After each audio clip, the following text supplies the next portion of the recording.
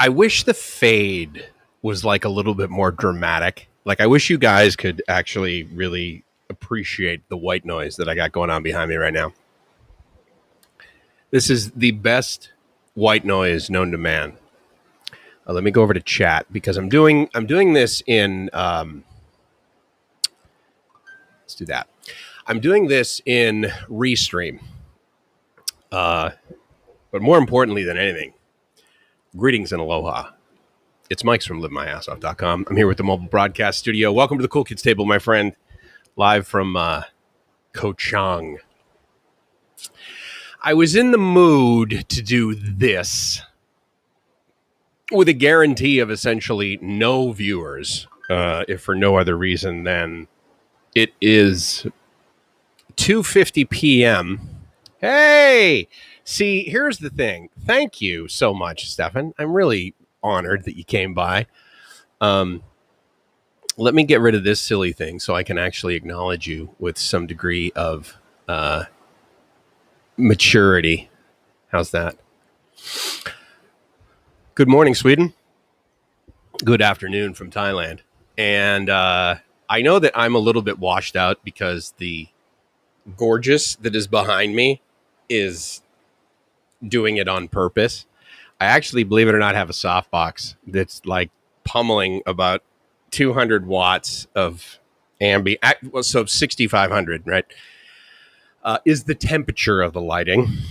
And however, nature's brighter, and I got no problem with that. Gracie and I have been here on Koh Chang now for effectively 48 hours, and it has been awesome. Last night, again, the loudest thunder, and there was lightning, and this stuff that I hear it doesn't shut off. Like, you know how at night sometimes you're by a beach, right, and then it'll get sort of like quiet as the sun sets and it goes down. Oh no. This has been going the whole time, and I couldn't be happier. Now, to be fair, it is raining with the exception of right this second. And I purposely have my phone on because, so what I'm trying to do also is make it sort of easy for me to go live, but also to go live with some degree of sophistication. And what do I mean by that? With some lighting, which again, it's impossible for me to get brighter than this, but I'm not going to sit the other way and have this, and selfishly have this in front of my face and not be able to share it with you guys. But actually, what I really wanted to do a little bit more, I wanted to kind of do a little bit more of that. Let's see if I can do that a little bit more. Anyway, regardless, hi, how's it going? My name is Mike's, and this is livemyassoff.com, because I get to wake up this morning and I get to experience a whole lot of this. So I wanted to do a couple things. I wanted to do a recording, and Gracie and I actually, if you've ever been to Koh Chang, we drove all the way down. So we're basically at we're south of White Beach, and we're at a place called the Top Resort. And it's stellar, and I believe I published a video of the facility, just like kind of like walking around, which was, was pretty cool. Maybe I can lower that and get a little bit more in my face, so I'm not completely washed out. So stand by.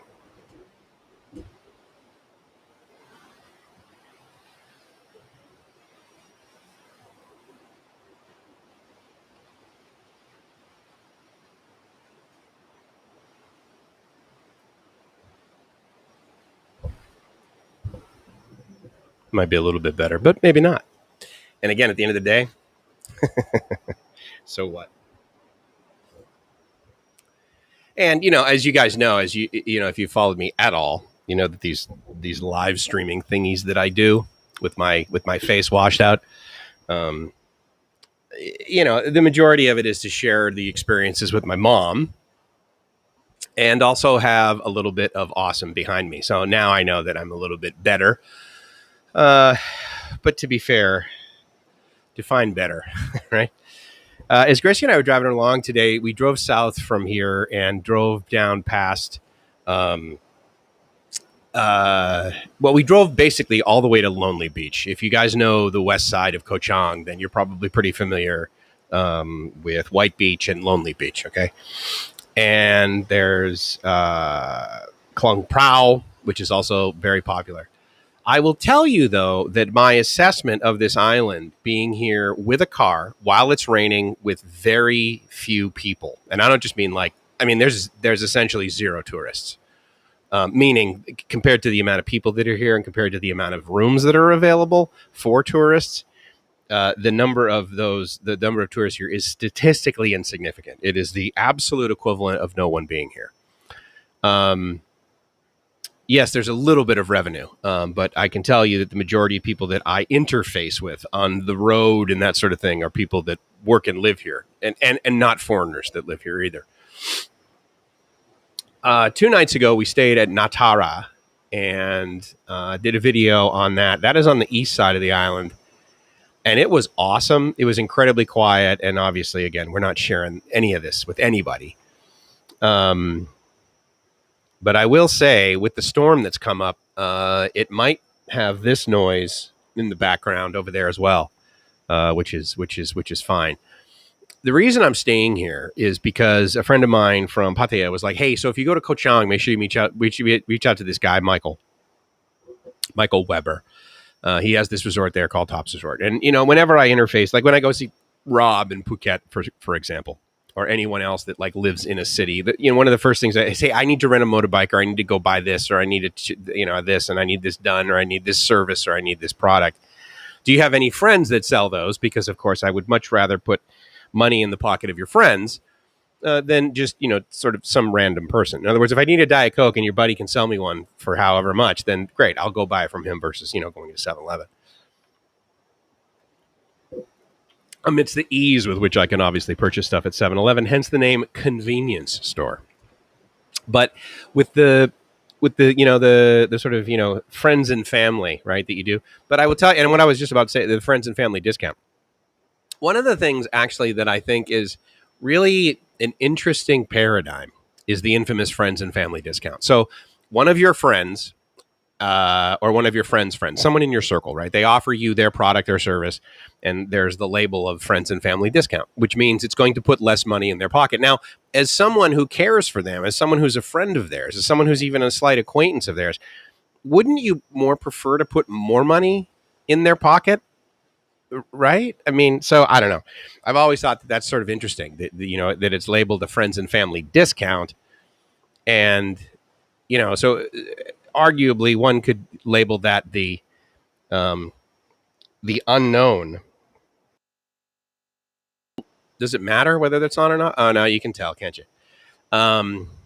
These, the connectors, like the big shaft or the big prong connectors, that's what my softbox has. And the extension cord or the power strip, basically, I have for the big connectors, it doesn't work great. So it gets a little loose, and therefore I flash in and out. But again, this is more about the talking. It's more of a podcast, really, I suppose, than a live stream. But so 3 p.m. here in Thailand, which basically means I'm looking at, I believe it would be 5 p.m. for my buddy Chris. And over in, or maybe 6. I can't remember whether he's 3, 4, 2, whatever hours. But nonetheless, it's I'm glad that I'm doing this because the other thing too is that amidst this absolute, one could argue, perfection and awesomeness, right? I've just been feeling kind of like a little bit out of it. And what I find is that when I'm feeling out of it, the best thing I can do is interface with, friends. Obviously, Gracie is on the top of that list. But, we're here together. And, I'm just I don't know, I'm just not feeling it. And I don't know whether it's the fact that there is, rain or that sort of thing. I mean, I'm very photon driven. I can tell you that, if it is one of the reasons that I moved over to Thailand is because of the long days. In other words, the longer amount of, daylight. Okay. So, I mean, in the US, right, we have the nights are longer, as they say, in the winter. The days are shorter. And where I grew up in the New England area, Boston area, in the winter, it gets dark at about, it can get as dark as early as like 3:30 or 4. And over here, because of the weather that we've been having, 3:30 or 4, it gets dark. Sometimes it's been like 2:33. We look up, it's like, oh my God, it feels like it's like 5:30, 6 o'clock. But for the most part over here, I mean, we're at latitude, I'm probably right, about just under latitude 12, because I think Bangkok's latitude 12. I think Phuket is like latitude 11 or something, and we're about that on the east side here. Anyway, it's been a little bit overcast, and when that lasts the whole day, I can definitely feel my mood changing. Now, again, the nice thing is that it doesn't take me long to sort of pause and say to myself, Mike, you're in paradise. And one could argue that the label of hey, suck it up, could be could be applied too, but. I will say that I think another contributing factor is that it's not, I mean, believe me, I love having a beach all to myself. I love having a resort all to myself. But when I go outside the resort and I drive down the street and I try, like at first, when this whole COVID thing was happening and I was traveling by myself before Gracie got back over here, and I would be places, and there was essentially, I wasn't sharing anything with anybody, but things were open, like 7-Elevens were open, and then, little restaurants were open. There wasn't anyone there. And, as you might guess, any proprietor, right, they're very excited that you showed up to actually give them money for their, product or service. And so that was great too. But then, places just started saying, look, we can't afford to do this. I mean, in other words, we're losing money every second that ticks by, every minute that ticks, you want to talk about, being depressed. Regardless of the ambient temperature or the amount of, photons you got going on with you right now. I mean, if your business is just tanking more and more and more and more every day, then that's your life. That's your life. That's your livelihood, right? And that's your family. And so, I mean, how do you live with that? I got to go figure out something else to do. So, a lot of people have just been, to the best of their ability. They're like, look, I can't do it anymore. And so there's a lot of for rent signs and that sort of thing. Now, believe me, with my rose-colored glasses, I'm able to look at a lot of these things, and I can say, "Hey, look at here's an opportunity." Okay, this business is gone, and the business that was here, they don't necessarily own the real estate. So it's not like I can go up to them and put money in their pocket by saying, "Look, I know you can't sell T-shirts. I know you can't sell food. I know you can't sell rental property. I know you can't sell." I know you can't rent cars. You can't rent motorbikes. You can't do tours. You can't have boat rides. You can't do all this. But I'll buy your real estate off of you, right? And yes, I'll get it for less than you thought it was worth, back in 2019, which of course was your fantasy. Otherwise, you would have sold it. But usually what happens is the facilities are owned by somebody else, and they've been just renting to that owner. And so now it's for rent. And the owner, while they aren't getting any regular monthly income because the business wasn't there, usually these are long-term plays that these people have. And so therefore, they're like, well, yeah, I won't get any rent this year. I won't get any rent next year. Maybe even the third year I won't. But, I'm into this thing for 20 years. And, I didn't buy these row of shop houses for X amount of million baht thinking, oh yeah, I'm going to flip these. I mean, there's not a whole lot of flip this house episodes over here in Thailand because you don't do that. So I was like, this is like, okay, and there's opportunities for this, and maybe I could do this, maybe I could do that. Forgive me, Mike, that you are losing me about weather from Thailand, considering I'm watching from Ireland. You just then redeemed yourself by saying, suck it up. Yeah, absolutely. I mean, I get it, Dennis, right? And yeah, I mean, look, here's the thing, dude. I have zero problems today. And, a lot of it is because of just dumb luck. I mean, I didn't put an ad out in a newspaper saying, I want to find the best mate for me. Here are all of my qualifications. Here's what I can bring to the table. Here's what I expect you to be able to bring to the table. And then Gracie, showed up and says, okay, well, here's my application. Let's make this. No, I mean, it was completely random. Right. But yet here I am, with a great partner in a great location and able to, wake up in the morning one more day. because I have a friend who like didn't want it. His plan last on the 28th of August, and the 27th of August, he's like, okay, well, I'm going to, live for however long I'm going to live. Let's back up 2 weeks before that. So let's say, for the sake of argument, August 1st, right? Long before he even, knew how to spell hospice. He was saying, okay, well, I'm going to live tomorrow. I'm going to do this tomorrow. I'm going to plan this tomorrow and everything. Okay. And then August 27th basically falls asleep. August 28th, he doesn't wake up. And, his plan was to live, and he didn't. And so, I plan on living tomorrow. Gracie and I have plans. My rental car company would really appreciate if I would follow through on the commitment and give them back their vehicle. But who knows, right? There's no guarantee. And so I get to wake up this morning, after not getting a good night's sleep because of this crazy ass white noise, in addition to the, nonstop thunder. And I don't know if you guys did. I was thinking about you guys, actually, because I did a live stream probably about a year ago now. It was middle of the day. I was in Bangkok, but it was definitely sort of the rainy season, right? And so there was lightning and thunder, and I love that. I love the energetic rain. And so every time there was a clap of, or there was a flash of lightning, I do this thing, and I don't know whether you guys do it, but it's just like, the lightning hits in 1002, 1003, 1004, and then the thunder comes, right? Because as a kid, I believe, I was told, and I still believe it today, it could be completely false, but it's a fun exercise, that every second that goes by is basically the amount of miles away that the center of the storm is, because of obviously the delta between. What's cool about the mosquitoes here is that they are so chill and they are so relaxed on this island that it is so hot that they're just like flying around, and it takes literally zero effort to kill a mosquito. And I'm sorry, but like that is pleasurable for me. Greetings, Robin. Thanks for your message. Enjoy your stream here on the. Hey, thank you so much, Robin. Robin and I have been trying to connect. I don't know. So it's 3 p.m. here. What time is it there now, Robin? I know that we were trying to connect and do that sort of thing. And he does. I'm honored. He wants to interview me for some show he does, I guess. I'm not quite sure, but I believe he's up in the UK, but I don't know for a fact. And unfortunately, for the, once I just like turn, let's have Mike and I can talk after he does his live stream. Well, unfortunately, when I'm done my live, hey, honey, she's like a full 7 meters away from me.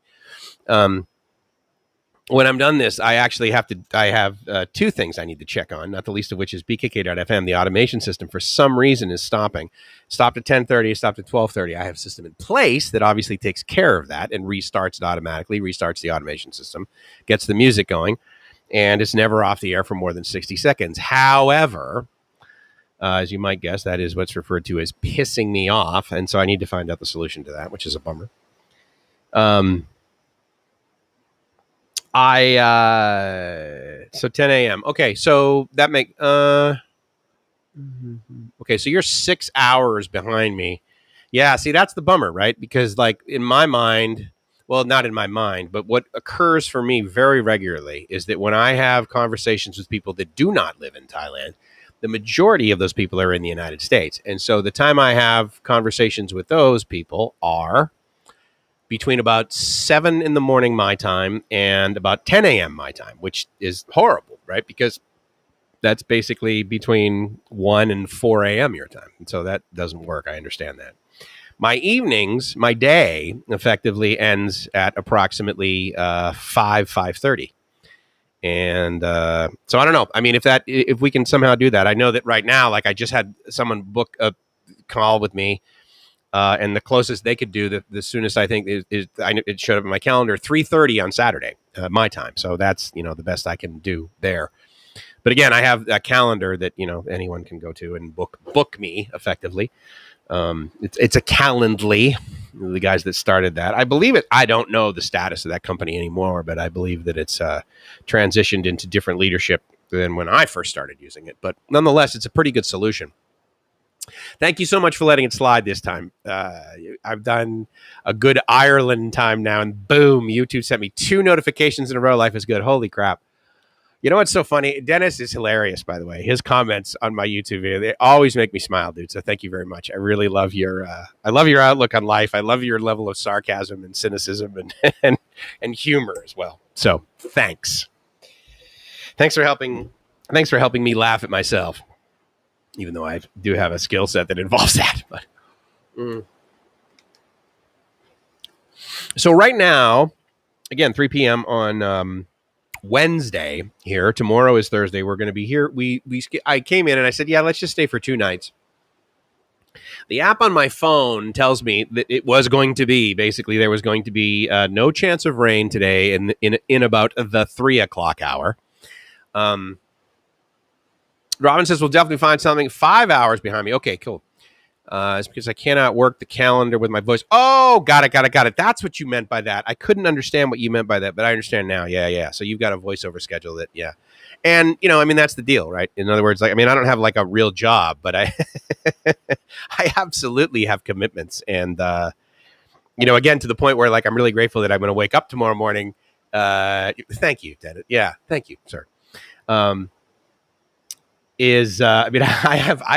have plans for like the next week and a half, not the least of which is we need to get Gracie's visa extended 2 months, 2 more months.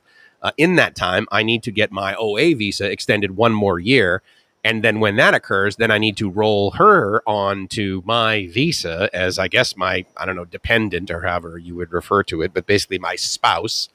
And therefore she gets a OA visa, which allows for OA, multiple entry 1 year long stay visa, right? And that's going to be fantastic because for right now, and one could argue this is the last time they're finally doing it, through the emergency decree, they've pretty much been saying every 60 days, this is the last time we're extending these COVID extensions for tourist visas.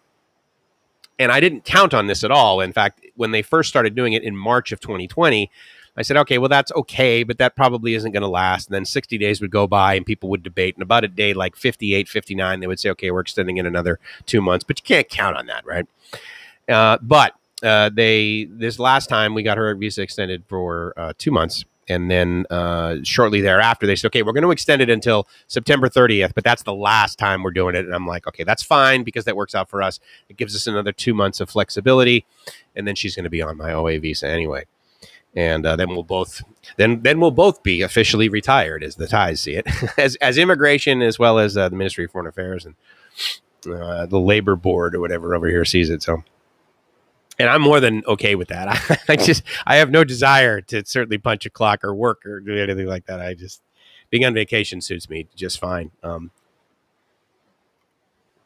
I will tell you though, what's neat is that and like all of you, right? I have a certain skill set that I carry around in my proverbial, emotional / mental backpack. And for me, that's, engineering and technology and internet and, radio and broadcasting and and media and everything. And so my friend who's in Pattaya, he's like, look, what am I going to do with this transmitter? I'm like, I don't know, dude. It's not like I travel with an O-scope. I can't throw this thing on a spectrum analyzer and start tweaking it, which I'm not supposed to be doing anyway. But what I can do is I have a rental car and I have a trunk. So I can take this thing for you and bring it up to the National Bureau of Telecommunications, and, or is it Bureau? I think it's board. I don't believe they use the word bureau over here. Anyway, so Robin, just whenever you have a few minutes, you could maybe call me on Messenger and then we can set a date. That would be great. Sorry for the difficulties. It's okay, man. It's just, and don't take this as a flippant response, but, I rarely have a few minutes. There's like one thing after another. And, but I will do my best to do that the next time I have a free moment to do something. I don't know why. I just, ever since I was a little kid, I've always had a to-do list. And the neat thing is that 95% of the stuff on there is incredibly pleasurable. So, and fun and enjoyable. And I like to think it adds value to at least some people in my sphere of influence. Mitch, good to see you, buddy. Good afternoon to Mike and Gracie. Gracie's over there. She says a warm hello to you as well. Can't stay for long prior commitment. I pulled over to say hello. Looking forward to a smoothie. Absolutely, buddy. And glad you connected. I'm glad that we're connected online. It'll be good to head back through there. And, the other thing, too, tomorrow I was thinking, all right, okay, well, if I put it in Google basically says, okay, from the time that I leave here, based on us not needing to stop for a restroom or fuel or any degree of refreshment, 5 hours and 29 minutes door to door to get back there. And I will tell you that it is probably going to take us much longer than that. So the idea of stopping over in in Pattaya to hang out with Mitch and have a smoothie. It sounds like a great one to me. Now, you just laughed at Dave. The thing that bugs me is I just realized that, well, first of all, I don't see all the comments. They don't all display there now, do they? That kind of pisses me off. We missed Dave, sick and tired of watching me. I live the dream. You guys are looking like you're having a great time. It's awesome to watch. Yes, indeed. And Jay, good to see you, buddy. Thank you so much, by the way, for the thumbs up on the life that I get to live. It's gracious dumb luck, dude. Yeah, and absolutely, Gracie Somerville. So anyway, I'm sorry that Jay, we didn't get a was up. I don't know why it didn't show that comment of yours. And I'm also a little bummed that it didn't show Dave's, because the fact that he said I'm just sick and tired, that's just ridiculous. I'm a little disappointed I didn't read that comment either, buddy, because but for some reason it doesn't show up. Of course, they let Dennis throw in some sarcasm there all the time. Or no, wait a minute. So here it is, right? So that's crazy. So it didn't auto display on there. It was right before Robbins. Did I miss it seriously in the scroll? No, because I didn't get a was up, brother, from Jay. So I am terribly sorry for the lack of quality technology that I'm using here. That's a real bummer. I'll do the Streamyard, where basically it displays every one of them, and then that way we can realize why you're 555 and Dave all up in this piece. And yes, well, I can't change your feelings, sir. All I can do is change your mood by letting you sit on a thumbtack. How's that? Really enjoyed your streams from Pattaya People Building. Brought back so many rich memories when I have first visited. When were you in Pattaya? Were you just to hang out, or were you physically there in the station? I like it up there. I'm a big fan of. Yeah, exactly. Right. I mean, come on. You know what the biggest frustration for me about technical things is? When I can't rely on them. If I can rely on something to be basically broken, like I have come to rely on YouTube not having the technical competency to be able to notify all of my subscribers that click the bell and say, no, I want you to notify me when Mike goes live. And somehow they don't have the ability to hire someone from 7th grade that knows how to write a cron job on a Linux machine to say, if live, notify the dudes. Why in the world is that so difficult? I'm a big fan. Gracie's Somerville. Exactly. That's her ownership of her last name, of my last name, of our last name. Gracie's Somerville. I'll have to teach her about apostrophe S. You know what I'm a fan of is S apostrophe, because it's so efficient to do it that way. Yet for some reason, it seems the world has changed to S apostrophe S. Like that's an acceptable way of grammar now, of diction, of writing. And it just bugs me, dude. It just bugs me. Please hire a technician that's good with technology that will fix your comments. Yeah, if I only knew a good technician. Here's the thing. I have reached out to people and I'm like, okay, look, here's the API call that I need for YouTube. As I'm doing a live stream, the API is totally open and I can download all of these comments. And you know this is an easy thing to do because Streamyard does it and all these guys, and then you can embed it into your, so you know that there is software that can do that, that can very easily make the call to your live stream, download the comments, that sort of thing. As it downloads it, it obviously knows the name. It sees the name, and therefore it's able to display it again, just like Dennis right down there, along with his, thumbnail, basically. And I want to be able to keep track of those, such that at the end of the broadcast, I push one button, and basically it scrolls every single person that made a comment, and it thanks you. No. Like nobody can do it. And I'm like, come on, man. The concept of that is not difficult. But anyway. Robin says, I've been broadcasting from the studios quite a few times. Stood on the the 96 a few years ago. What was the breakfast show? Was that the one with Dan? I can't remember who used to do the show. Well, shoot, Robin, I had no idea that you had a history there. I knew somehow that you found me, and I believe you would attend live streams regularly there for a while. But I can't remember. I had absolutely no idea that you had some affiliation with that. So that's cool. Yeah, so then right, that basically the only sort of studio really is the 96 studio. They can flip it and, put a different banner on the wall and make it whatever they want. But at the end of the day, that's pretty much where 96 originates from. 91.75 KISS. I gotta do a couple of things. It for no other reason than just it interests me, the way that the FCC works in every country. So I got incredibly intimate with their rules, as you might guess, in the United States. And then, of course, because of my proximity to Mexico, being broadcasting literally out of Mexico, out of a transmitter in Tijuana that, shot up the coast, I learned about the Secretaría de Telecomunicación. And so I learned about basically the Mexican FCC and some of their rules and that sort of thing. Canada is very similar to the U.S., but I know nothing about the way that it works here in Thailand other than, as a foreigner, you absolutely can own a radio station. And that's not weird. The way that they allocate frequencies is, from an engineering perspective, foolish, because based on the fact that the density, right? In other words, the number of stations that you're ever going to have, like in one market, like let's say for the sake of argument, Bangkok, right? Biggest market probably in Thailand, sorry. 8.5 million people. Obviously, it's very large, but the way that they allocate frequencies, it's just, the channel interference, you're just setting yourself up for failure, which they have. The other downside is because of those frequencies being way too close together, is that the stations that get licensed for, let's say, under a kilowatt, they don't really, if you don't know too, in the United States, FCC, as you might guess, as many of you know, stands for Federal Communications Commission.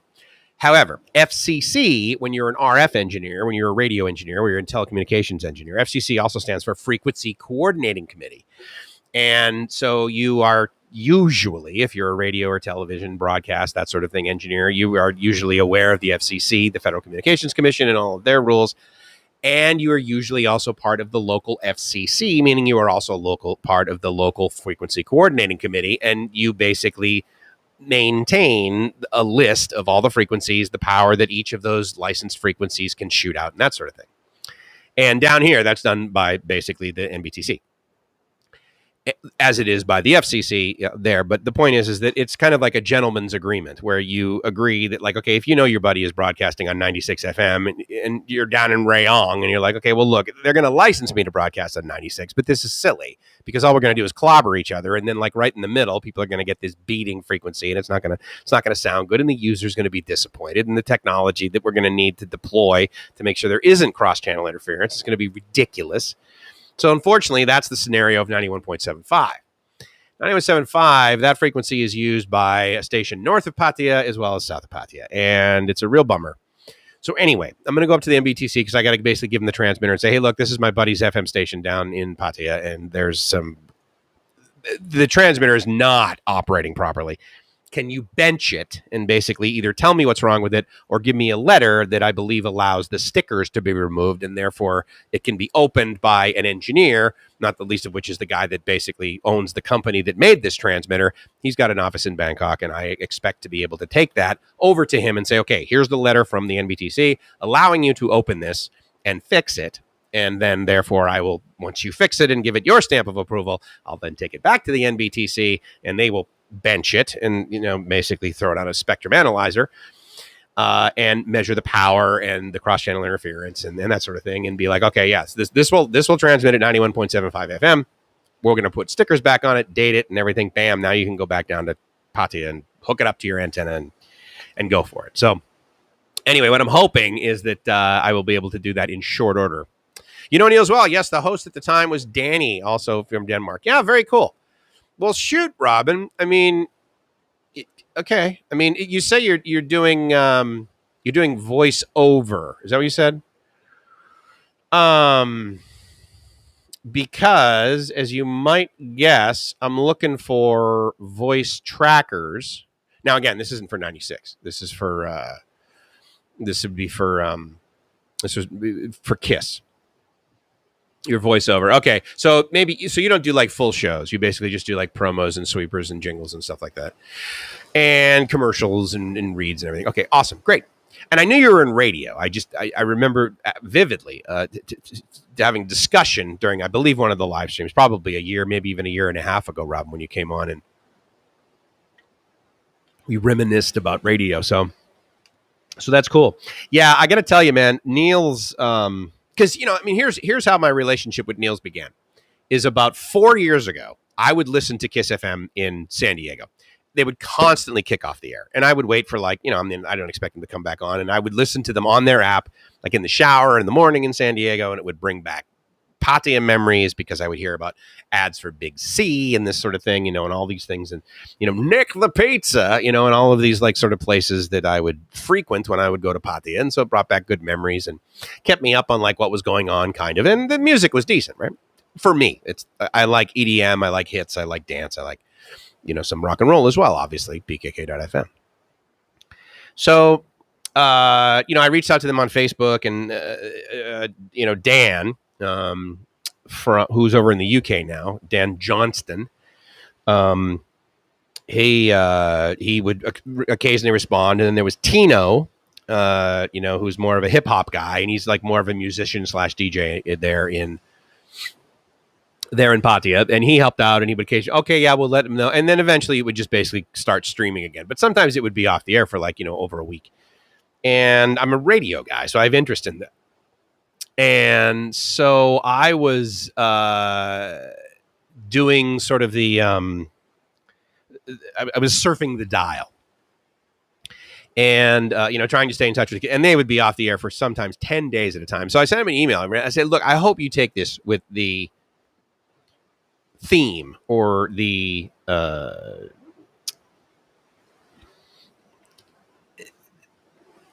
with a grain of salt. How's that? And I don't mean to sound critical, but your station's been off the air for a while. Is there anything I can do to help? I can totally help with this remotely, So, and obviously he's not going to be like, oh, sure, some random dude. Here, tell you what, here's the username and password. Why don't you come on in? He said, yes, Mike, that's great. And then he said, here's my number if you ever want to call. So I picked up the phone. I called him a few minutes later. We talked for a little bit. Hey, I'm this radio guy. I do this, 40 years broadcasting over here, retired, chilling out, love radio. How can I help? And at the end of the day, like a lot of businesses over here, he's like, well, basically I've got zero top line revenue and all my employees are gone because they, whether I paid them or not, they simply couldn't afford to live in Pattaya and lost interest in living in Pattaya. And so, I couldn't, and all of the businesses that advertised with us, certainly nightclubs and that sort of thing, obviously for Kiss FM, 96 is a little different. You still need to go to Big C. You still need to do certain things if you are living in Pattaya and you want to live in, there and retire. You still have to get, goods and services. And so 96 serves those people quite well with their advertising, but 91.75, Kiss is more of a, that's a party station. And what we're trying to do is basically have the party there in Pattaya. And when you leave Pattaya, much like my experience, I would listen to the station and it would bring back the Pattaya, right? And so, good memories. So anyway, went down there, had lunch with him, and he was really, really nice as, and this goes on along with Robin, having known him. He's been really, really nice to me. He's been really, really nice to Gracie. His wife, Pookie, actually helped Gracie and I after we went and tried to get married on a Monday. And the Ampu in Bangkok basically said no. And in fact, you can't get married anywhere in Thailand. Pookie said, well, why don't you try this Ampu down here, district office, effectively, in Banglamun. And so we headed down there, which is, I don't know, probably just 10 miles shy of getting down to Pattaya. Went down there with my buddy Dana and his wife, and we were able to get married the following day. And Pookie was a huge instigator of that solution, and so she has been very wonderful to us. And so anyway, so I like working with. I don't work. I like hanging out with Neils and talking radio and that sort of thing. And I think what's going to happen is we're going to be able to I'm going to be able to encourage some of my buddies that don't necessarily want to do the job they're doing here in Thailand now, but want to stay in Thailand and have a work permit and be able to work legally and be able to, add value to the community and make a decent living, and I believe that radio affords that. And so anyway, we're going to be able to do that. So that's, I think that's the good future. DJ having his own shows. I just use voiceover here on my iPad because I'm blind.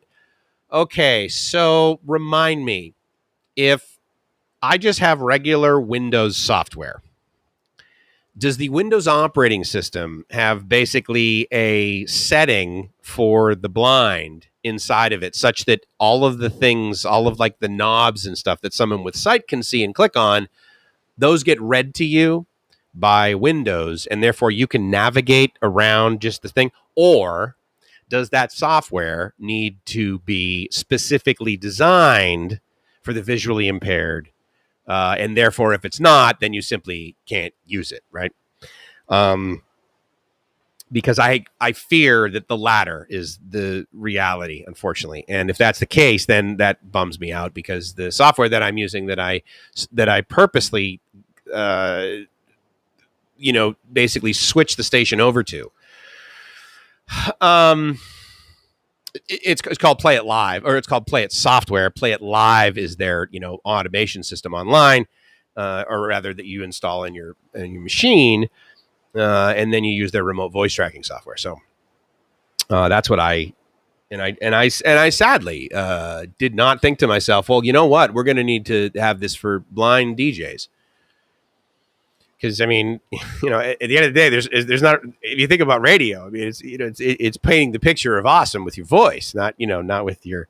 So anyway, so that's too bad that, but I can also understand the 80-20 rule if you're a software development company and you're like, okay, well, what are the chances of people is it going to be more than 20% of our, slightly, maybe not. So anyway, I'll tell you what, here's the deal, Robin. Obviously we will talk in the future, but if you and anyone listening, actually now live or, in the future, if you have the ability to be a DJ on the radio, I would prefer to not have to teach someone how to be a DJ. But again, it's it can be very fun, but also it's for KISS or for BKK.FM. So therefore, respectively, it's EDM. If you have a knowledge of electronic dance music, or at least dance, I was on both BKK.FM and KISS FM doing a 70s at 7, 80s at 8, 90s at 9. The sweepers and promos for that actually never materialized. And I said, all right, I need to move on to different things. So I actually am totally removing the 70s at 7 from KISS, because that's just a completely irrelevant, genre and format for the KISS FM format. 80s and 90s, that makes sense, but nonetheless. 70s at 7, 80s at 8, 90s at 9, definitely on BKK.FM. And then on BKK.FM, because of the relationships that are sort of expanding out of both my relationship with the station in Bangkok as well as the station in Pattaya, I'm adding a couple of those shows to BKK.FM. So for example, Planet Perfecto with Paul Oakenfold. I've been a huge fan of Paul Oakenfold for years. And when I found out that his show was available, and again, all this stuff, all you got to do is just basically say, yeah, I'm licensing, or I'm broadcasting it. Here are the times that I'm broadcasting it, and here's the potential reach. They don't cost anything. You just need to be accountable and say, yeah, I'm doing this then. So I added a bunch of those to BKK.FM, but again, I haven't had time to get my voice guy, my BKK.FM Bangkok. He out of Salt Lake City. He hasn't been able to voice himself. And that reminds me, I got to do that. So that's another thing on my to-do list that's probably going to sadly preempt me having a few minutes to be able to call Robin. Crap. But anyway, needs to be done. I recycle these to the best of my ability, meaning that I give them to a blue bin somewhere within Thailand. And ideally, when they end up there, someone is accountable enough and in charge of that bin. And they, so I'm doing this a couple of places, 7 actually. So we're live on Facebook, we're live on YouTube, we're live on the BKK.FM channel, obviously livemyassoff.com, Live My Ass Off on YouTube as well as Facebook. And there's a couple of other things where I'm streaming, a couple of other locations where I'm streaming, because I simply want to do that. And the other reason I do it is because even though you guys are not watching on the YouTube channel of BKK.FM, all of these comments that we're displaying on the screen, but there aren't enough for me to do that. And I'd prefer to give you as much Gulf of Thailand as I possibly can.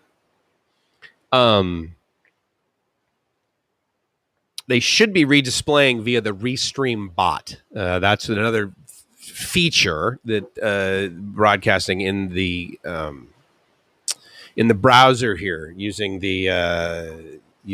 Restream.io. Ain't that gorgeous? That's pretty awesome, right? Yeah, I got to tell you, I'm a big fan. Mike, why in the world would you stay in a condo like that? So, but what I also know is coming, and I can see over my right shoulder, is quite soon there will be rain. And that'll go on through the night, which is fine, you know. But there's been some flooding here. And in fact, when Gracie and I went all the way down to Lonely Beach, probably about 10% of it, our tires were in at least, probably 4 to 5 inches of water. And in fact, going up some of those hills, if you guys have been here and you've been down the south and you're familiar with the hills as well as the windy hills. And, to Mitch, who's been down in Phuket, and any of you guys that have been down to Phuket, and you've, rented a motorbike and you've cruised around or gone up to Millionaire Mile, or you've been just north of, there. Oh, so here we go. So one of the places that I stream on is Twitch. And thank you, Jay. I find it quite interesting. It may not be interesting for others, but I do find it quite interesting. So what does this person say from... okay. Want to become famous? Buy followers, primes, and viewers on bigfollows.com. Wow. Guys, I am so popular on Twitch that the only people that pay attention and comment to me are bots. Bigfollows.com. Anyone watching, if you guys want to basically cheat the system and exchange money for followers, especially on Twitch, apparently, I would encourage you to go to bigfollows.com. So isn't technology great that basically it's unable, like all of us looked at this and we're like, okay, that's a bot or it's some fake account or whatever, basically trying to sell us followers. But of course, Dave's comment, and it doesn't take a whole lot of IO. It doesn't take a whole lot of AI to basically scrape my account and scrape Dave's account and be like, okay, these guys have been Facebook friends forever. They interface with each other. Mike comments on his live streams. He comments on Mike's live streams. All of that data, very easy to get to, actually. And it says, oh, well, we should definitely let this thing get back there. But no. Yes, I know you're back, Dave, and I definitely wanted to acknowledge you coming back. Thank you so much. I'm glad you're back. I was in the fetal position earlier, actually, when you were gone. Just ask anybody else here. P-Mark, hello. Please get rid of that ugly orange shirt. It hurts the lens. I know, but you know what's really cool about this shirt? Is I bought this shirt for like $6, and clearly it's worth $7. So suck it. And I also know where to get infinitely better shirts, which is from my buddy Earth in Bangkok. And I usually travel with 6 or 7 of those. I threw this on because I wanted to offend as many Thai people as possible. And clearly, mission accomplished.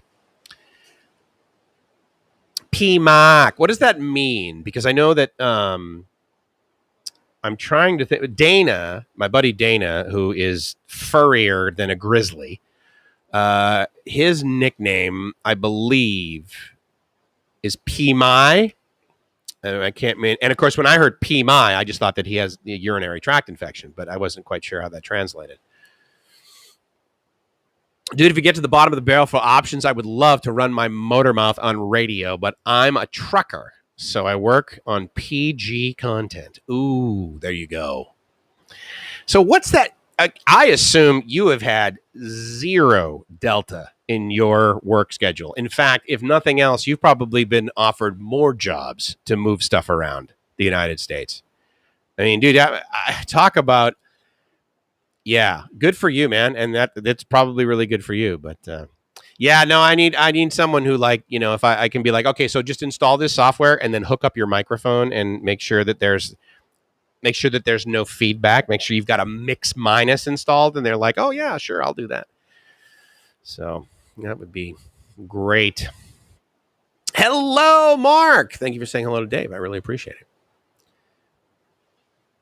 Streaming a single in he geriatrics Dave. Dave's not geriatric.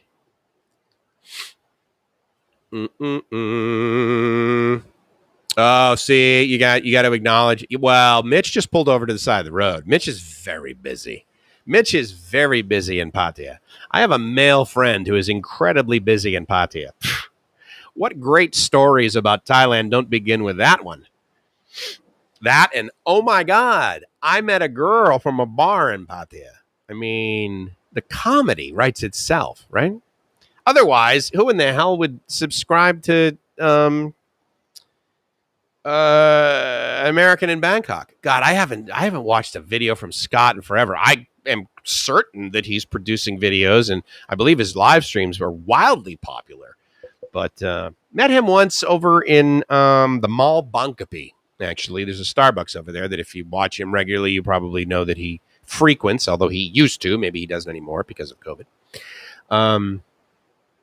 So let me tell you something about Koh Chang. First of all, I really like it here. Oh, okay, cool. I'm actually very interested in that. Line haul, get to go home every day. You've had Corona twice, bro? Oh my God. I mean, I hope you're okay. I mean, I assume if you're typing and you type LOL, then that is the medical diagnosis of, no, dude, I'm good. So anyway, that's kind of shitty. But anyway, so what do we got going on here with P Mock? Auntie Jibs call her lovely bear P Me. Loved your daily videos. Cures my missing Thailand fan. So you mentioned that, P Mock, and I want to thank you very much for watching and commenting regularly. But you mentioned that you're missing Thailand, and so naturally, I'm curious where you are. Because I mean, if you're not in Thailand, then naturally I'm very curious where a Thai person is if they're outside of Thailand. Because it's been my experience that, it's not like to translate the OFW program that basically exists in the Philippines. I don't see it really existing over here in Thailand. The government isn't like, okay, well, we just absolutely cannot pay or take care of our citizens well enough. So therefore, we need to put a paradigm in place where our citizens can get jobs in other countries and then send their money back home. But while, taking care of their families, but, we'll have and so it seems like, Thailand is more like, okay, well, additionally, I think one could argue, you guys are probably in agreement with me on this, that most Thais that you meet, they don't mind traveling, but again, most of them, i.e. at least 51%, most of them are like, yeah, I mean, that would be interesting. I wouldn't mind leaving Thailand and checking it out for a little bit. But the majority of the ones that I meet are like, yeah, but I don't want to move away forever. I'm going to come back here, right? And I mean, shoot. Whereas in the Philippines, they seem a little bit more open to it. Now, their family connection doesn't go away. That's for sure. And I'm grateful for that. I'm grateful that Gracie's still very close with her family and that I'm becoming close with her family. And, her daughter is effectively my daughter, as far as I'm concerned. Urice is a Somerville, like it or not. She's also going to be an engineer, like it or not. But anyway, so PMOX, so thanks. I appreciate it. Yeah, well, it's good. I'm glad you're good, dude. Now, naturally, I have I'm curious whether your vaccination kept. Hey, how you doing? Do you want to pull up I have two microphones. No, it's okay. It's okay. Why is it okay? How you doing? I thought you weren't live right there. Nice view. It is a nice view. Unfortunately, it's kind of hard to get the view and me. But yeah, it looks really nice right now. The sun's out. So yeah, so Gracie's hanging out. She's been playing games with her sister online since we've been here. And, oh, okay. So like, what's going on here?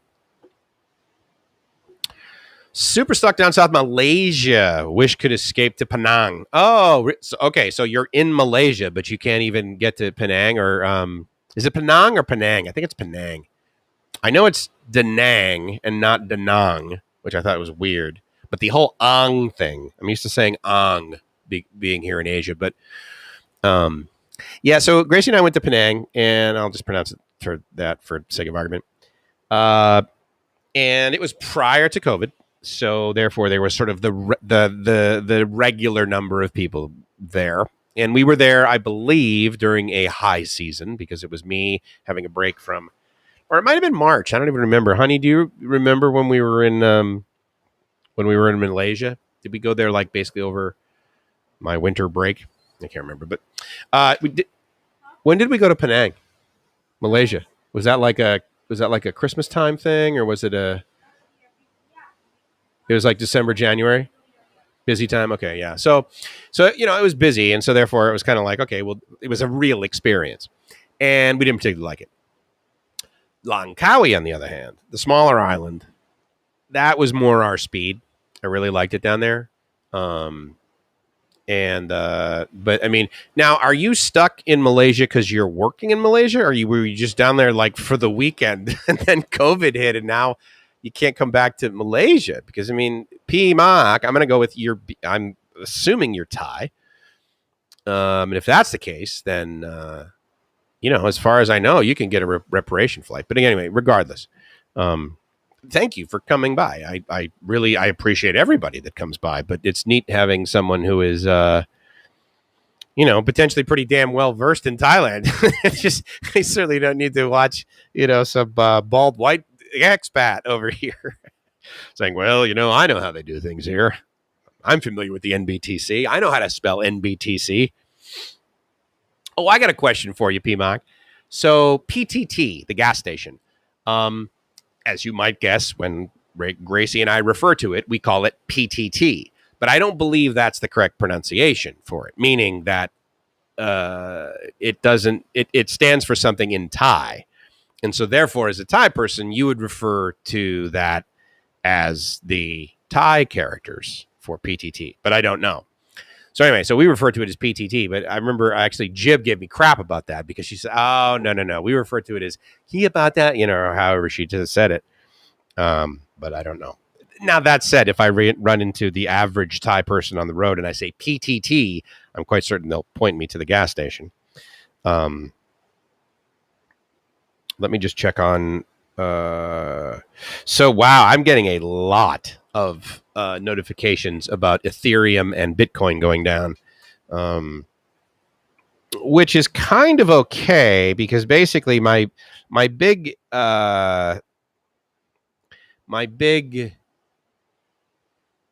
coin that I pay attention to is XYO. And that's gone down like 25% in the last 2 days. So, but Bitcoin's down to 45, Ethereum's at 33. I literally have $3.49 of Ethereum. No, I rolled the majority, or literally all, with the exception of one, all of my altcoin. I moved that into Bitcoin a while ago, and then I was given a bunch of XYO. XY is a company out of San Diego that I am invested in as far as giving them money for an expectation that their company will do good things. And then I also have a large number of their actual coin, which is XYO. And they're kind of they're a location-based company, right? So like they use sort of contracts to be like, okay, you're here and you're really here, and here's how we can prove it because of our blockchain technology, and it's kind of neat. Got attacked by monkeys on Langkawi. Okay, where were there monkeys when we were on Langkawi? I don't know if Gracie's still listening, but she could probably answer that. Langkawi. Were they on the? I don't remember them being at the beach. The markets, I don't remember them being there. Were they on the gondola that you go up the hill on, and at the top of that? Maybe that's what it was. Anyway, P-Bach, I'm bummed that you wish you could escape to Penang and you can't get there. That's a drag. Not being able to go where you want to go is a real bummer. Have you been to Bohol? Yes, we have. So we did the whole Chocolate Hills thing. We were very touristy and did that. It was entertaining. What is the name of the? It just came and went, just in one and out the other. The beach that is on Bohol, that's on the south side, is very touristy. Anyway, we were down there. It was okay. Tagbilaran, right? It's near there. Anyway, so yeah, we went over there, and there's probably only about 5 islands that I've been to. Capiz is where Gracie lives, and so I met her in Boracay, and her family is from Hamindan, Rojas, near there. And we've also been to Palawan, where I got deathly ill.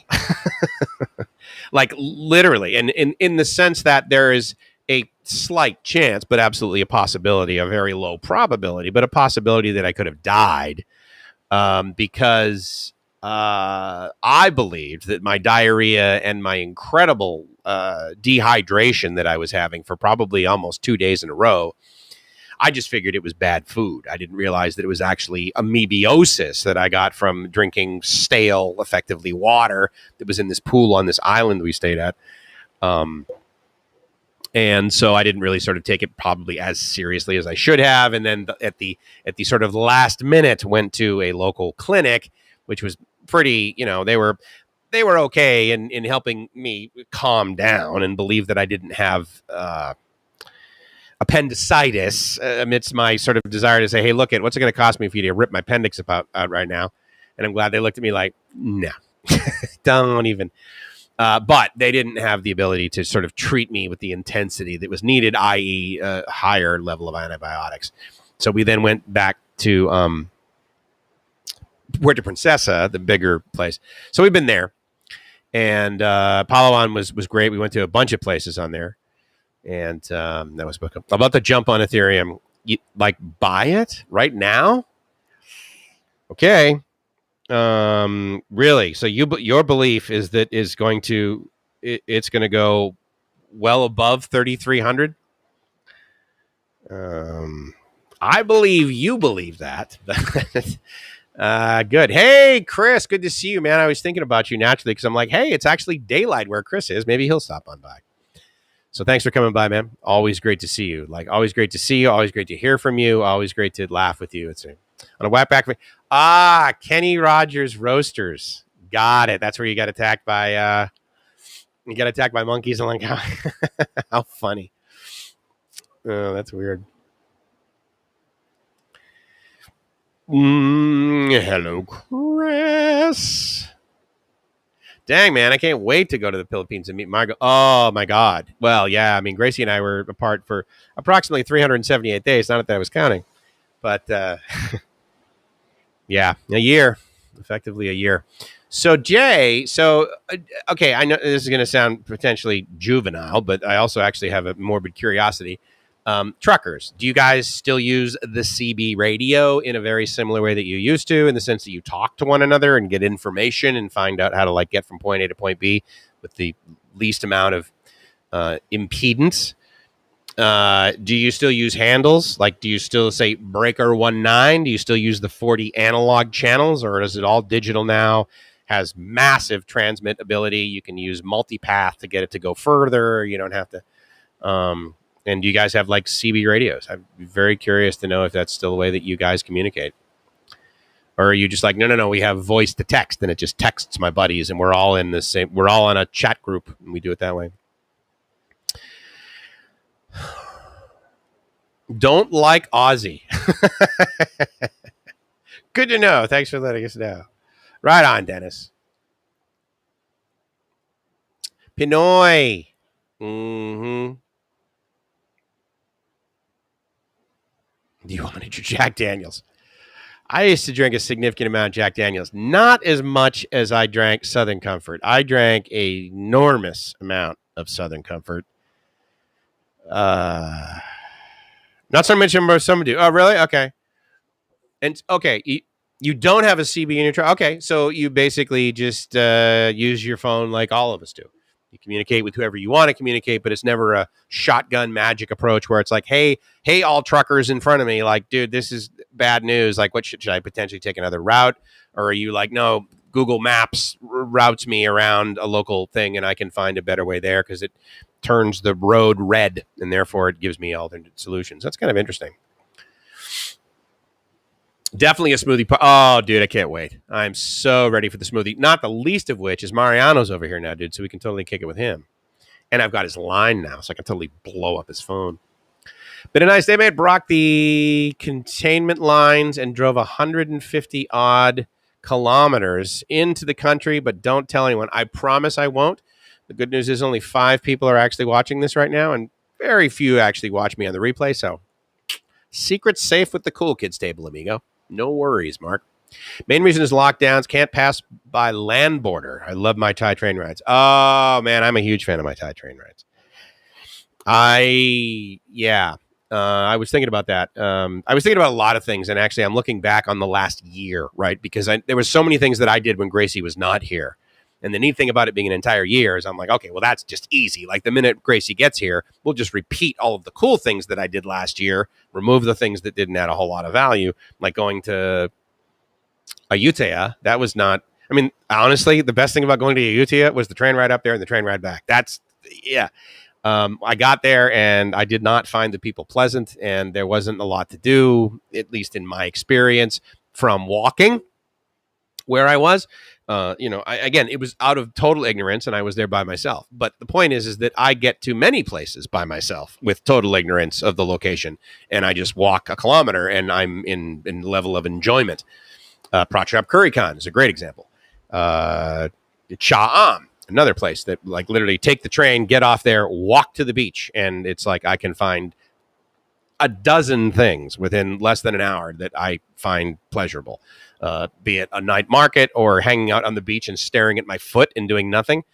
So anyway, a lot of crap talk on there. Yeah, I guess I don't remember. I do remember that overall it was pretty self-policing. Now, the last time I used a CB radio was during my drive from Boston to San Diego, when I basically moved there when I was 20. So that was 1989. And I used it basically to listen to other truckers talking about, because I drove cross country in the winter. And so when I was in places like Utah and Colorado and even Indiana, there was discussion around, like, hey, if you're on Route 75, actually that would be north-south, wouldn't it? On Route 40, right, then you're going to need to, redirect and do this. So that was hugely helpful. I also felt some degree of sort of safety because I figured if I'd as a 20-year-old kid, I'd just throw it on, 19 and be like, hey, breaker 19, like I need some help. I'm over here. I'm in the Volkswagen, a white Volkswagen. Is there anybody you can, I didn't have the ability to flip open something and dial 911. I had to actually get off the road and do something to get, so that was, so you guys just use your phone. Makes sense. The older generation, fear of flying. Really? And so there is a generation of Thais, like the older generation of Thais has a fear of flying. That's interesting. I'm sorry to hear that because I know exactly how you feel.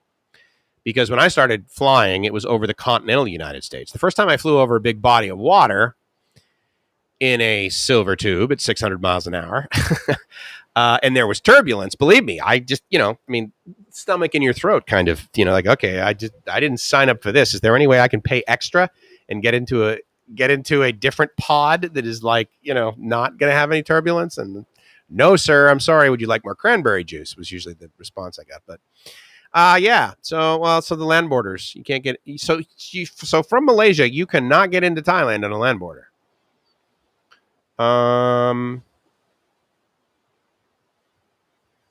Yeah, I'm trying to think how many land borders are there down there. Probably 4 main ones. Yeah. I'm sorry to hear that.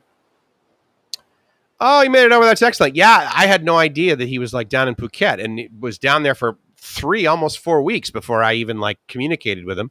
And even today I said, hey, dude, he said, hey, Mike, great. Thanks for, the Koh Chang videos and stuff. And I said, well, is one island living dude do another? And he says, oh, yeah, after a month on Phuket, I'm now in Pattaya. And I'm like, awesome, dude. We're driving right past Pattaya to get back to Bangkok in a few days. We'll swing by and we'll double click on a smoothie. So, yeah. My question, have you seen the beach for Pattaya floating by? Yeah, I know, right?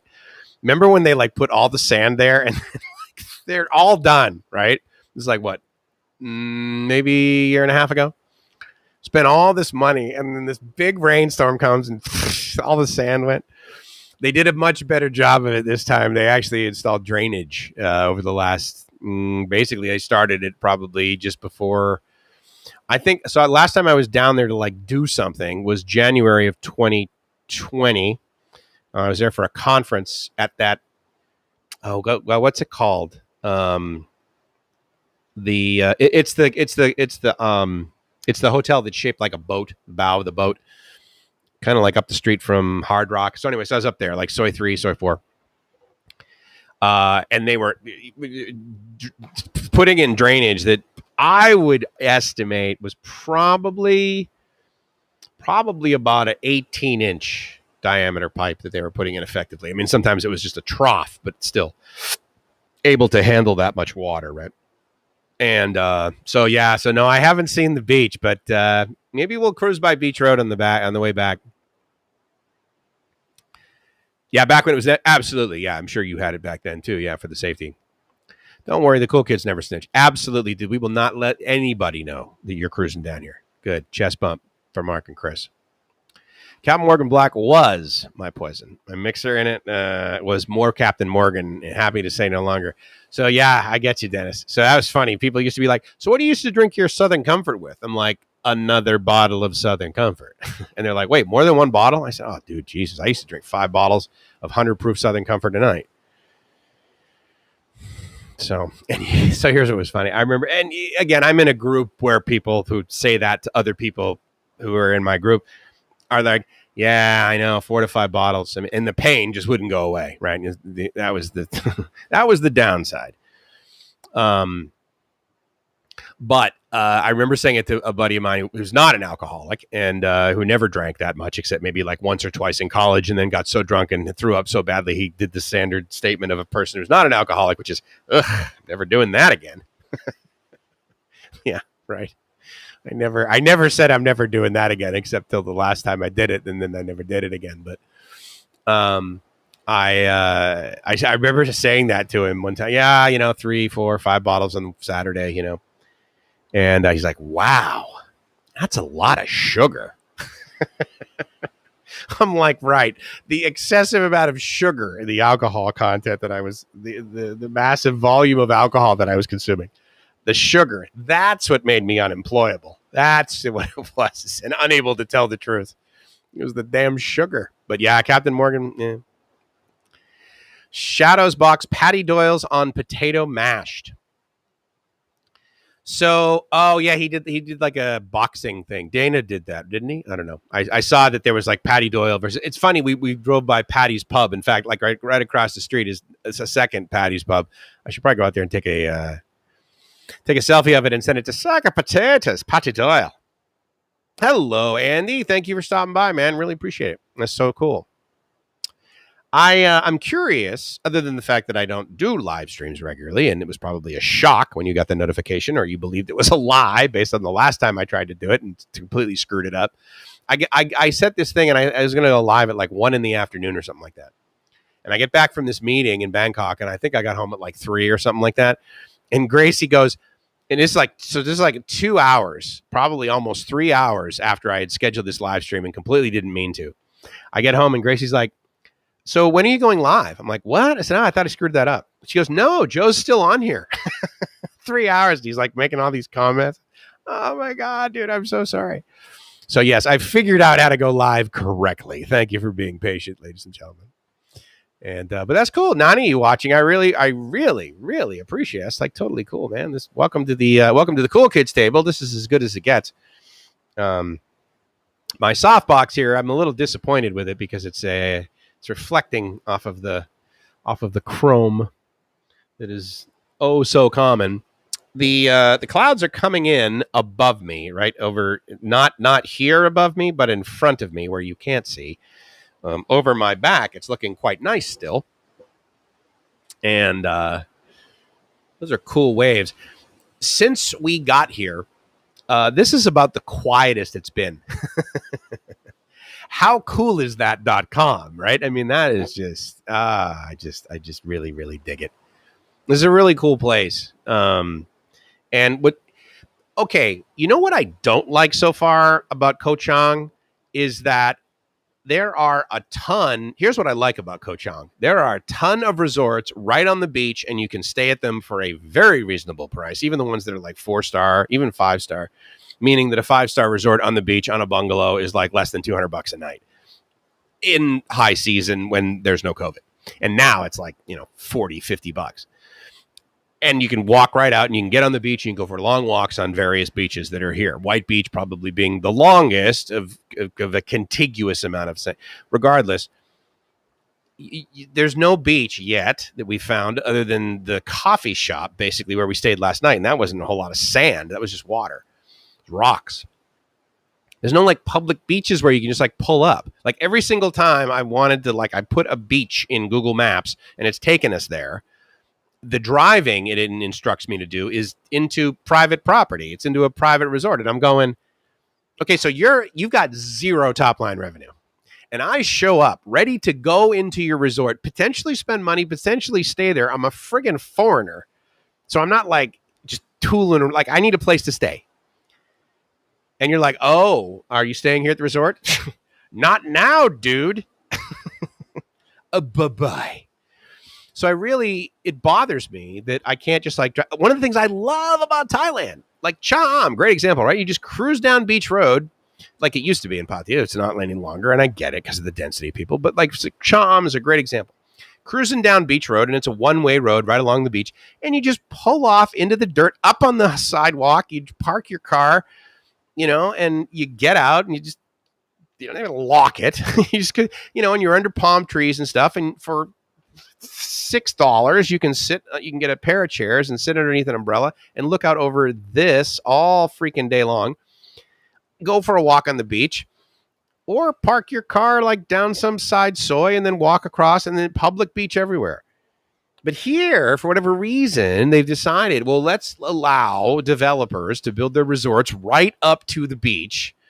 And the only way people are going to be able to access this beach is either by literally a little, like in other words, less than my wingspan across path to physically walk to the beach, like between 7-Eleven and the next t-shirt shop, or the first 7-Eleven and the next 7-Eleven. You can only walk there. But you can't just like pull up when it's raining, and I get it that you don't design a place for shitty weather. You design it for good weather and how you're going to basically satisfy the tourists that come during then.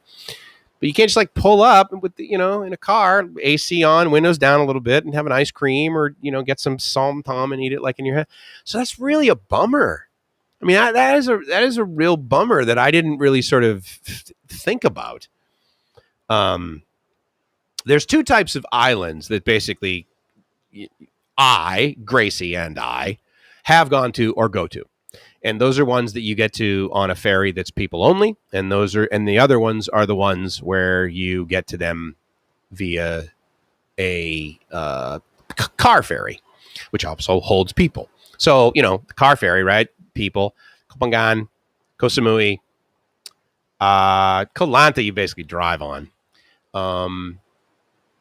And I mean, there's a ferry, right? And then you drive. But, and then there's the smaller ones, right? So to get to like Koh Kut from here, it would be a boat, smaller boat. Whereas like Koh Chang, it's a ferry, right? And so meaning when you get there, you rent a motorbike, and usually these islands are small enough where you can't rent a car. Koh Samui, obviously, very easy to rent a car. Just get off the airport, bam, go to Hertz, have success. That was a mosquito. I don't have Tourette's. So anyway, we're here on one of these take the ferry over with your car islands. And so therefore I haven't designed our trip such that we're going to like take our motorbike and park it on the side of the road and just, maybe even leave the keys in it and just walk to the beach and then walk on the beach. And, if we were here and it was bright and sunny, and that would probably be no big deal. But I will say, I really, I'm a little disappointed in the foresight that they had when they were allocating construction permits effectively and saying, yes, you can build your beach absolutely right up to the beach, up to the water's edge. And the general public will effectively not feel welcome to come there, nor will they be able to park there. So that's a little bit of a bummer. That's one of the things I really like about Florida is they have a ton of public places where you can park and go to the beach. Now, the parking's not free, and I get that, because again, it's like, well, are you really going to use tax dollars to pay for the parking lots that not everybody uses? Like if you're living in Orlando and you're paying state taxes, should that money go to well, no, we should probably only charge the people at the parking lots that use the parking lots. Okay, that's fair. I get it. But I really love that about Florida, man. You can do, and I love that about a lot of Thailand. Seagull issues there. I do not have seagull issues, actually. I haven't seen seagulls regularly in Thailand. Now, pigeons, there are a lot of pigeons in Thailand, usually away from the water. And they're a little bit annoying, or their poop is a little bit annoying. The actual bird doesn't bug me at all. It's the pigeon discharge that bugs me. Short version of the story is how I connected with you years ago. Ah, very nice. Good. That's very cool. My last name is Somerville, right? If we're connected on Facebook. And so there were people that were Somervilles and they started, connecting with each other on Facebook. And then there's this one guy, there always is someone who takes the leadership role, right? So there's this one guy who's taken on the Somerville clan Facebook page. And so he has actually a family newsletter that he puts out. He's really engaged. It's neat. Anyway, so one of the Somervilles posted, I think, just publicly on Facebook, but we're connected because we're Somervilles, right? And he posted about how, he just recently has found God and this sort of thing. And God's been taking care of him the whole time because he's been using drugs and alcohol. And his belief is that, God has saved him and now he's going to be able to stay sober. And I said, well, I believe you believe that. That's great for today. I said, but, I would encourage you to find a daily solution of success that may involve praying to God once a day. I don't know. It might, but, from my lens of 29 years, 3 months and, 7 days, but who's counting, of sobriety, I don't count the days, but I make the days count. Having a support group is critical.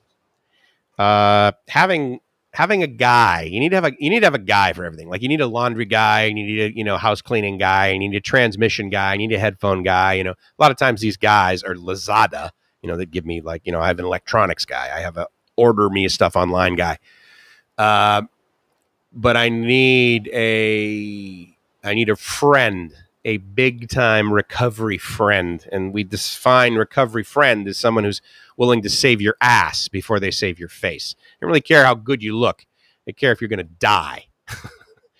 And my personal experience is that when trying to get clean and sober, you need somebody basically that you can call at 3 or 4 or 5 or 6 in the morning. And after the first time doing it, you realize that you don't need to begin the conversation with dude, I'm really sorry it's so late, but I need to talk to you. The person sees you on the phone and they answer the phone and says, hey, what's going on? Yeah, I'd like some water. What are you having? Yeah, it's 4:13. I've been going for, it's 1 hour and 23 minutes. Make a wish. Boom. There you go. I have this type of OCD I have. I like numbers in the consecutive order. And whenever that occurs, I make a wish. So at 12:34, I make a wish. At 1 hour and 23 minutes of streaming, I make a wish. At 4:56 p.m., wish. That is how my OCD materializes. If you beers guy, what does you choose to have than a smoothie? Oh, yeah, well, I'm not a beer guy. Smoothies, I prefer mango. However, as many of you probably realize, in Thailand, they actually have fruit seasons. Thanks, honey. 10 baht. Best solution ever.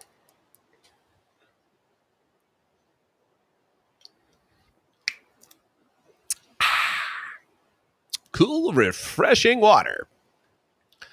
What do we got going on for Dennis? Approximately 5 years ago, accidentally seen a video of you. I'm sorry. Who is this crazy a-hole, raving, laughing, crying?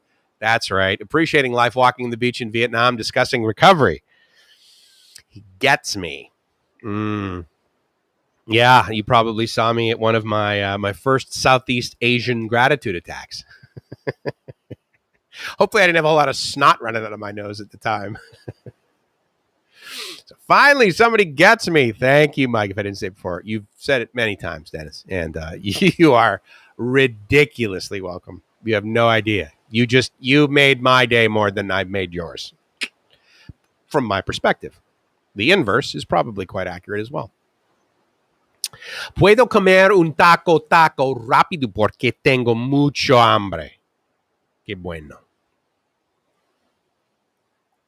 Mi español no es perfecto, Bodo, pero practicando cuando es posible. Claro que sí, claro que sí. Más o menos. Menos. Yes, I had a business in Mexico, formed it in Ensenada, Baja California, and then moved it to Mexico City, meaning that the management of it was moved to Mexico City. I had a guy for that. I had a guy that had a guy. I had a guy that had guys. So I had guys to manage the thing out of Mexico City. Distro Federal. Mexico City, DF. I went to Mexico City once for the business, and so I'm staying there, and the guy drives me back to the airport after we had a meeting with Alestra, which is basically AT&T in Mexico, because the monopoly of Telmex doesn't particularly like to compete with global companies, and so therefore AT&T formed Alestra. So it's like, oh, now we're not competing with AT&T. We should be good. It lasted about 3 years. Like, they're going to figure it out, dude. Carlos Slim is one of the richest men in the world, and he didn't get there by being stupid. I believe that we can credit Carlos Slim for the prepay paradigm of cell phones. I believe that he was the guy. I don't know this for a fact, but at least it's how it showed up in my brain, how it showed up in my windscreen, is that Carlos Slim said, you know what? We're going to introduce cellular service here in Mexico, but nobody in Mexico, the average person in Mexico, could never afford a landline. So they never had a telephone. And so to get those people to basically sign up for a cell phone and have a post-pay paradigm where we basically send them an invoice and then they pay it for fear of social anxiety or for fear of not having the connection there any longer. But we're never going to be able to get the phones back if they try and get, if we basically lease them the phones, which is effectively the way it works in the United States. You lock it to a carrier, right? I believe Carlos Slim was the guy that said, well, listen, we're going to prepay it. People are going to come in. They're going to give us like $50, and then they'll use $50 worth of, or they'll probably give them 50 pesos, and they'll use that amount of time online to text and SMS initially. And then they transitioned into data. They didn't do a whole lot of 2G. Once 3G showed up, oh my God, it exploded in Mexico. But he's the guy that I believe was the, hey, we're going to, and then people are like, you're crazy. We got to have to invoice. Well, people in the United States, of course, they were just used to that paradigm forever. And the prepay, no way. People are never going to go for that. Fast forward to about 5 years later, and the entire world is prepaying cell. So crazy, right? So that's my little Mexico story. Nice. The Mexican language still working in that noggin. Yeah, kind of. I will say that it takes me probably by day 3. Cuando estoy en Mexico. See, I don't know how to conjugate it properly. When in Mexico, it takes me about 3 days. Sí se puede. Sí se puedo. Sí se puedo. Yes, it's possible. Yes, I can. Yes, I can. But yeah, it's wow. Okay. Also, I was introduced to Spanish in like junior high, and then picked it up a little bit, and then in New England, so many of my friends like took French as a second language, and I'm like, I do not see going to France for one. Secondly, going up to Montreal, that is a non-interesting province to me, and my whole family's Canadian. We were from Toronto, British Columbia, that sort of. I'm like, if I'm going to go north, I'll probably end up going to northeast in Nova Scotia, and yeah, they'll know some French there, but for the most part, not going to Quebec. So I did Spanish, and thank God I did, because I moved to San Diego, right? So it was very useful, and I picked it up pretty quickly. But then, man, doing business in Mexico again after about 2 to 3 days down there, like immersing,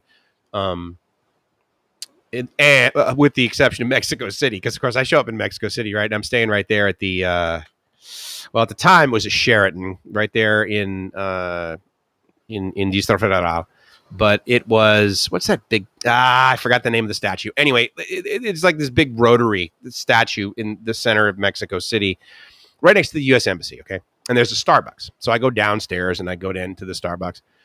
Guys speaking Spanish to, of course, every single person in front of me, and I walk out. I'm like, oh, this is going to be great. I'm like, ¿Qué onda? ¿Qué onda, güey? And he's like, hey, dude, what do you want? And I'm like, oh, man, come on. I want to speak.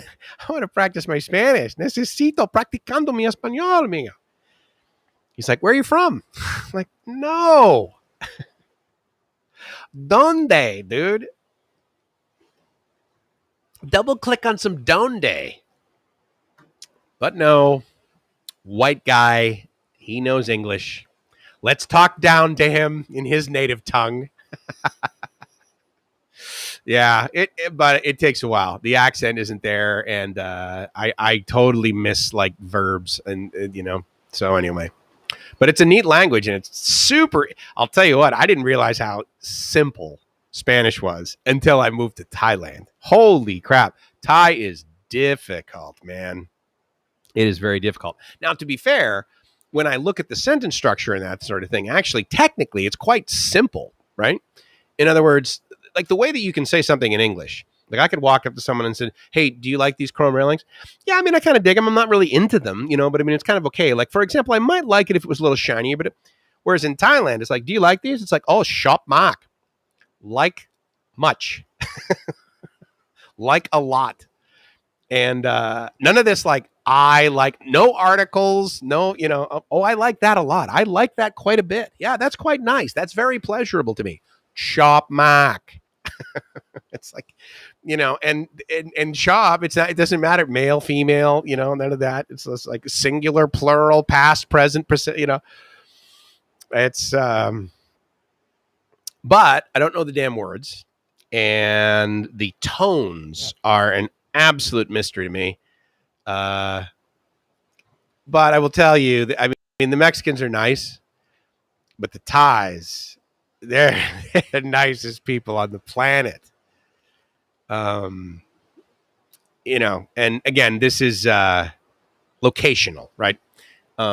If you're in a big city in Mexico, if you're in a big city in the United States, New York City, Boston, that's Miami, the people are less friendly if you're in the smaller city, but it's also dependent upon the location. I mean, San Diego's a big city, but the people are nicer in San Diego than they are in Boston. Okay. However, if you're in Coronado, the people in San Diego are jerks. You're in Coronado, you walk down the street, you look up at somebody and you smile and you say hello. Totally normal behavior. You walk in Coronado, for example, and you're driving in Coronado with your windows down, and someone walks across the street and doesn't look and just walking across, or some bicycle walks across the street, and you don't slow down and you beep, and you beep. You're like, what are you doing? Get the hell out of my God, you're gonna get run over. You don't do that in Coronado. People that walk in Coronado, people that ride their bikes in Coronado. That's how you live in Coronado. It's a culture of Coronado. It's pseudo island living, even though technically it's an isthmus. But any good connection still in Mexico? I hear they have great bread for export. Total joke. 15 years too late. Yeah. So no, I don't really have any good connections in Mexico. I completely withdrew from Mexico and made a very big commitment to never go back based on the safety. I was buying real estate down there. The short answer is that the woman that was selling it to me was selling it to me based on forged paperwork, false paperwork.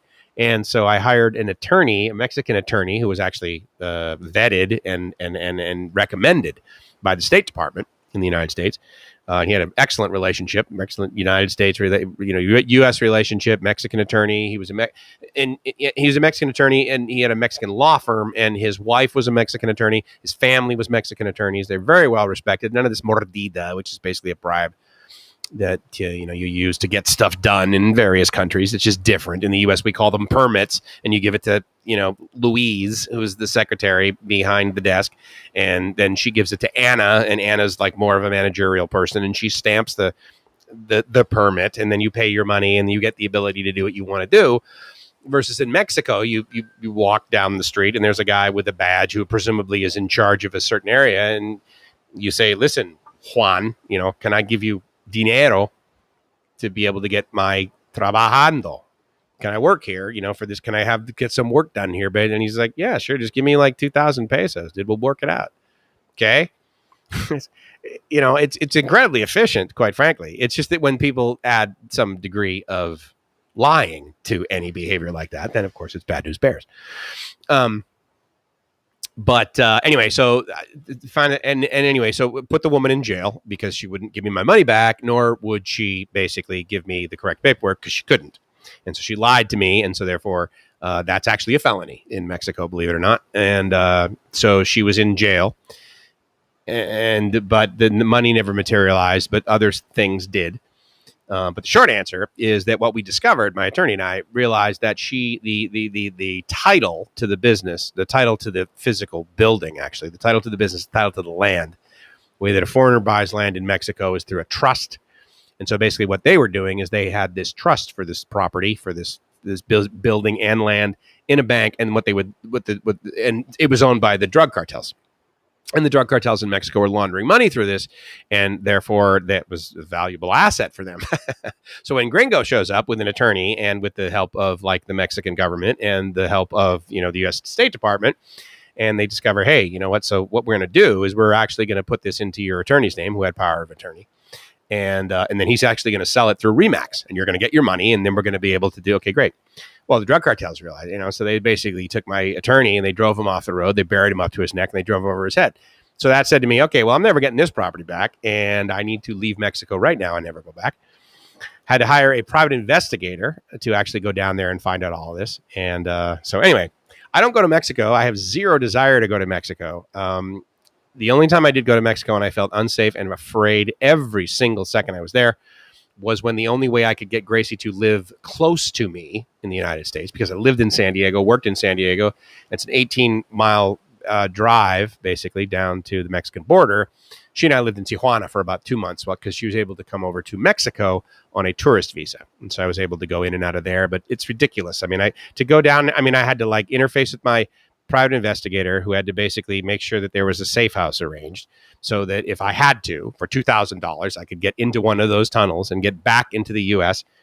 And, because of my safety. It was ridiculous, And so I was like, this is not, come on, man. This is. Now, when I was down in Cabo, it wasn't as dangerous. And so that wasn't so bad because I would go to San Jose del Cabo, Los Cabos. And so I wasn't going to Cabo San Lucas, which is like very touristy and that sort of thing. So that was also pretty safe if I were to stay like at a Marriott over there. But when I was like Airbnb-ing at like mom and pops down in, San Jose del Cabo, is very chill right down it's basically pretty much directly south of the airport. Whereas Cabo San Lucas, where most people go, is on the west side. But yeah, I'm not a fan of Mexico. Too unsafe. Solo dame unos fideos. China, we were in and out pretty much.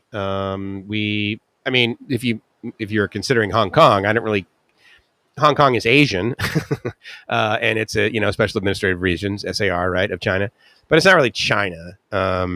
It's Hong Kong, it's Taiwan, but I tell you what, we loved Hong Kong, except the price. It's so freaking expensive, and you don't get good value for your money.